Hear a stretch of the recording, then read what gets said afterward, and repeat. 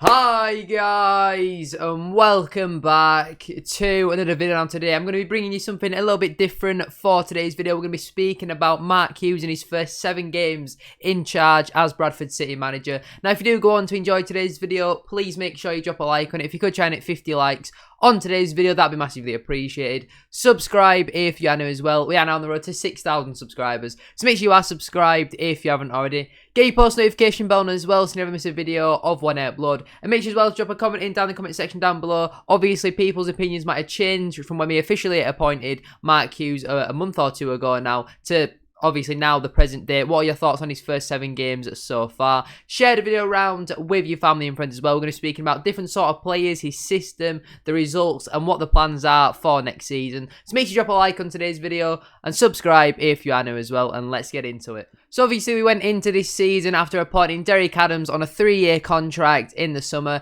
Mid-February, only 6 months or so into his 3-year contract, he was sacked, relieved of his duties as Bradford City manager. We had 2 caretaker games under Mark Truman's leadership. We lost 2-0 away at Oldham, then we had a 3-1 defeat at home to Harrogate, and we just looked like we were rapidly on the decline. But obviously, after that, we did bring in Mark Hughes. He was in for about a day. Then we played his first game, which was at home to Mansfield. They were on fine form. They beat us 2-0, but you could already see signs of what he was trying to do. But the Mansfield game was kind of not really a free hit, because obviously you want to win every game of football. But we kind of knew by this point that we weren't really going to be in with a chance of the playoffs unless a miracle happened. But we obviously lost that first game. You know, Mansfield are a very good side. It doesn't really get much tougher than that, considering the form that Mansfield were on after that. A week later, though, we had the game at home to Swindon Town, another home game. We are still yet to win a home game under Mark Hughes. We lost 2-1 though in that game against Swindon. We took the lead through Gareth Evans. It was a nice goal, but then just minutes later we conceded a really poor goal defensively.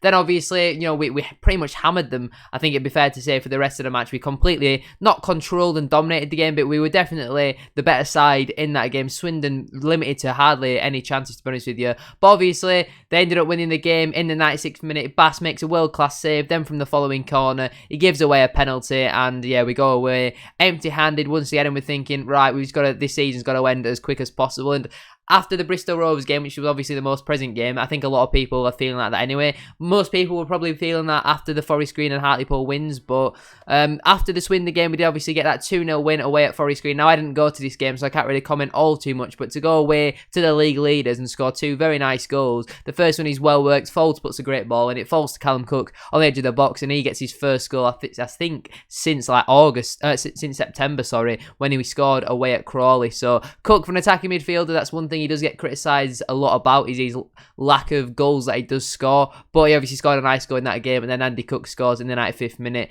wraps the game up. You know, has to run the full length of the pitch. But again, it was promising signs showed, and you know, it was always great for Mark Hughes to get his first win as the new manager. Then just a couple of days later, we travelled to Hartlepool, and they're a fantastic side at home, or they have been this season. We managed to win 2-0. Again, it was 0-0 at half-time. 2 goals in the second half from Matty Folds and Jan Songo, and we managed to pick up another 3 points. And at this point, we were kind of like, we can't go down, you know, we're not going to get involved in a relegation battle. Playoffs is still far too far away for us, so it's kind of just, for the rest of the season, it's just kind of seeing who's going to be good enough for next season, and obviously helping Mark Hughes decide what his retain list is going to be. I'll do my retain list in maybe 2 weeks or so. I just want to give a few more games in there. My opinions are probably not going to change all too much, but I don't want to do it if there's still, like 6 or 7 games to go. I think there's 6 games to go still, so I don't want to do it just yet. We might do it when there's 1 or 2 games to go, say maybe in between the Scunthorpe and Sutton game, or potentially in between the Sutton and Carlisle game.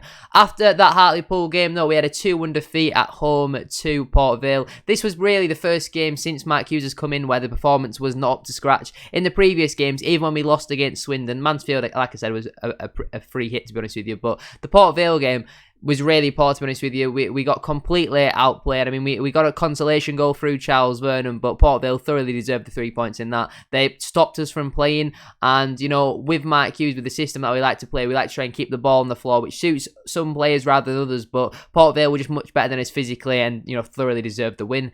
After that, we had a 0-0 draw at home to Newport County. Again, I'm not too sure how we've drawn that. We created a fair few chances in that game, and we really should be coming away with the 3 points. Newport are happy to sit in with 10, 11 men behind the ball for I mean, I'd say the whole second half, but the majority of the first half as well, to be honest with you. They rarely came out of their own half. I mean, they had some decent threats in, I think it's Street and Telford, their front two, but didn't really create all too much. We were decent and just, yeah, unfortunately couldn't find a goal. We could not break that deadlock, and Mark Hughes is still awaiting his first win at home as Bradford City manager. It was the first point we've picked up, though, at home, so we'd obviously lost the previous 3 games at home under Mark Hughes, so it was nice to pick up a point there, but realistically, that should have been 3 points. And then in the most recent game, we had a 2-1 defeat away to Bristol Rovers. We took the lead through Dion Pereira, but Bristol Rovers absolutely hammered us in that game. If I ever look at the statistics, they had 31 shots in that game, 7 on target, scoring twice. We had 9 shots, 2 on target, and yeah, just not good enough in that game. We got completely outplayed. I mean, we made 17 fouls, which I think is actually a better thing, because under Derek Adams, we were so scared to commit a foul, commit a cynical yellow, but under Mark Hughes, we seem to be a bit smart with that. Now, I'm not saying we should go around injuring players and smashing people just for the sake of it, but if you give the ball away, under Derek Adams, we were far too scared to commit a foul. I don't know why, but we just didn't want to take a booking for some reason, whereas now, under Mark Hughes, we seem to be doing that, and it's just little things like that that I think will help you, being a bit smarter going into next season. Now, I've got a few notes down here about a couple of players. We'll start off with Elliot Watt. I think he's been fantastic under Mark Hughes. I think the system suits him so much better than the system that we were playing under Derek Adams. Last season, we saw a decent amount of Elliot Watt, and he was very impressive from what I saw. Obviously, there was no fans, so we're having to watch an eye follow behind closed doors, but Elliot Watt under Derek Adams this season, I wasn't his biggest fan, as I'm sure I've made that very well known on the channel, as a lot of people at the time, you know, in that Derek Adams period, saying that if we got an offer, they'd snap your hand off an offer, they'd drive him there, etc. in January. But obviously that didn't come in. Adams lost his job. Hughes has came in, and he's, you know,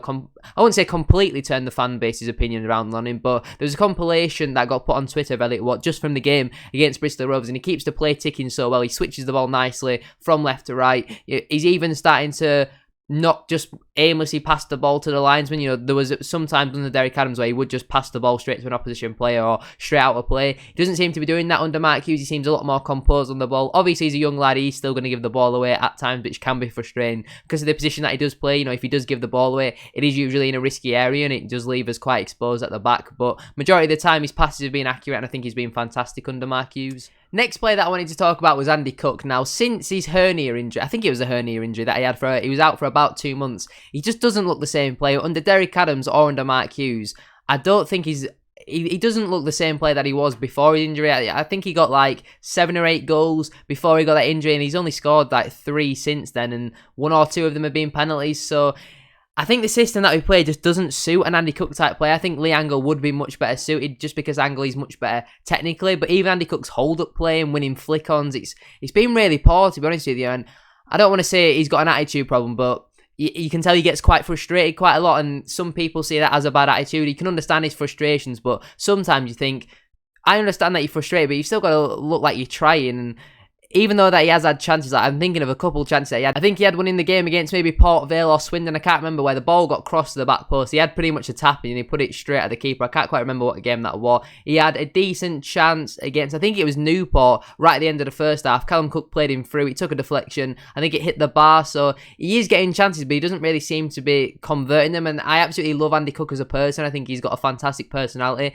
And I think there is goals in Andy Cook. Now, the people saying that we should get rid of him immediately, I mean, I think that would be very harsh. He's a good enough option. Maybe he might not have to be our first choice, and maybe he doesn't want to be a second choice, a third choice sort of striker. So maybe that might be a reason why he moves on in the summer. But I think in terms of the system that we're playing, I think it does suit Lee Angle a lot more, because he's much better technically and we can break on the counter-attack a lot quicker. Andy Cook's first touch is really poor. He can't really dribble with the ball. Like, he can only, I don't want to say he can only, you know, head the ball, because that would be very harsh on him, because I think he does offer a little bit more than that. But I think the system that we play is much better suited to Lee Angle. The next thing that I wanted to talk about is some of the players coming back into the squad, like Keelan Lavery, Gareth Evans were completely frozen out of the squad by Derek Adams. Obviously, we knew the history between Gareth Evans and Derek Adams before. You know, Gareth Evans saying that he can't stand Derek Adams, and then they obviously were working together. And Evans played actually quite a lot at the start of the season, and then just slowly faded out onto the bench, and then suddenly was not even in the matchday squads. A little bit similar with Lavery, to be honest with you. He didn't really play the first month of football while he was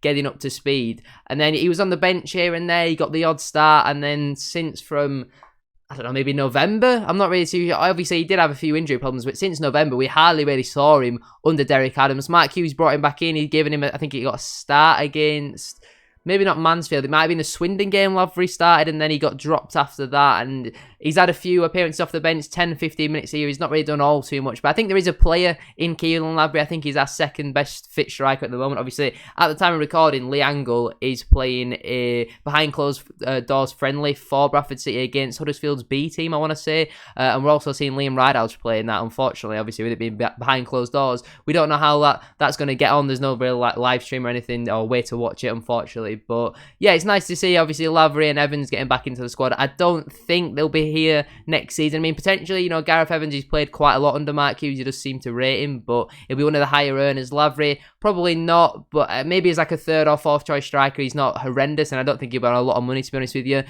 Are you going to really find better than a Keelan Lavery for a third or fourth choice striker? I'm not really too sure, but he might not be happy to play that role. He might want to go out and get some first team football regularly. And the final thing that I wanted to speak about is the youth players like Kean Scales, Cousin Dawson's, Reece Staunton. We've seen Staunton be on the bench a couple of times. Kean Scales, I mean, I don't think Kean Scales has played at all this season in a competitive match. He might have played in the odd Papa John's Trophy game, maybe. We saw Reece Staunton play a few Papa John's Trophy games under Derek Adams, but we've not really seen the youth at all this season. Obviously, pre-January, Finn Cousin Dawson played quite a lot because Terrell Kelly usually picked up a booking or was unavailable through injury. So we did see Cousin Dawson quite a lot. Now, I'm not the biggest Cousin Dawson fan or the biggest Terrell Kelly fan whatsoever, but Hendry these last couple of games has been pretty poor. I think it would be harsh for Reece Staunton to get into that team. I think it is going to be hard for him because Songo and Pordy have been, I wouldn't say, perfect, but they have been really good for us. So I think it would be harsh to drop either of them. Kean Scales, again, I don't really think he stands much chance, to be honest with you. When he's competing with Callum Cook, Jamie Walker, Dion Pereira, there's a lot of players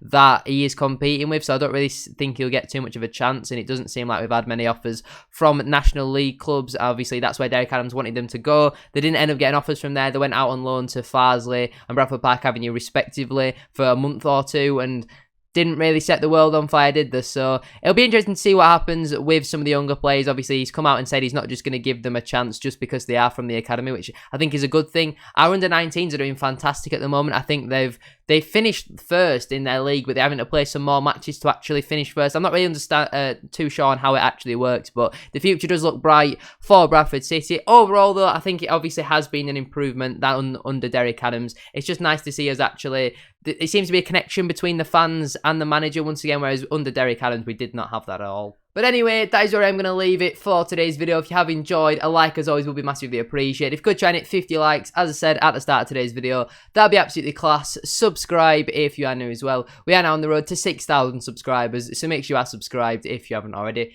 Get your post notification bell on as well, so you don't miss a video of when I upload. And make sure as well to drop a comment down in the comment section down below. What are your thoughts on Mark Hughes' first 7 games as Bradford City manager? Share the video around with your family and friends as well. Make sure to come follow me on Twitch. I'm literally streaming 6 hours, 3 o'clock till 9 o'clock every single day over there at the moment, so make sure you are following me over there. Thank you for watching though, have a great rest of your day, and I shall see you all Thursday for the Northampton match preview. Peace.